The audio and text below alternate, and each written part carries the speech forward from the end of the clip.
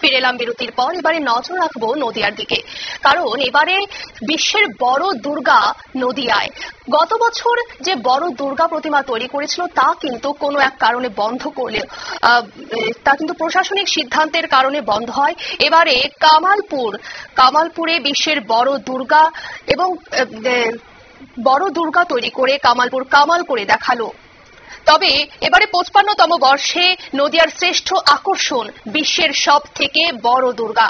নদিয়ার ধানতলা থানার অন্তর্গত কামালপুরে কামালপুর অভিযাত্রী সংঘের পক্ষ থেকে ইতিমধ্যেই বিশালাকার মাতৃমূর্তি সহ অসুর, কার্তিক, গণেশ, লক্ষ্মী, সরস্বতী মূর্তির দর্শনার্থীদের জন্য উন্মুক্ত করে দেওয়া হয়েছে। রয়েছে রঙিন আলোর খেলা। এখানে মাতৃমূর্তি নিরস্ত্র, বিশ্ব শান্তির কথা মাথায় রেখে মা এখানে অস্ত্রহীন, তবে প্রতিটি অস্ত্র থাকবে মাটিতে রাখা, এমনটাই জানালেন পুজো উদ্যোক্তারা। কি জানালেন তারা শোনাবো আপনাদের।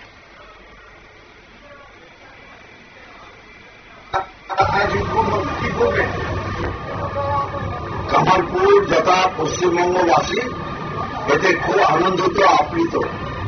গত বছর টেকনিক্যাল কারণে গত বছর কামালপুরের এই পুজোটা হতে পারেনি, কিন্তু এবছর যে বাঙালিদের যে আবেগ, বাঙালি 12 মাস থেকে থাকে দুর্গা পুজো উৎসব করবে, তাই কামালপুরের অভিযান ক্লাবের এটা 52তম বছর।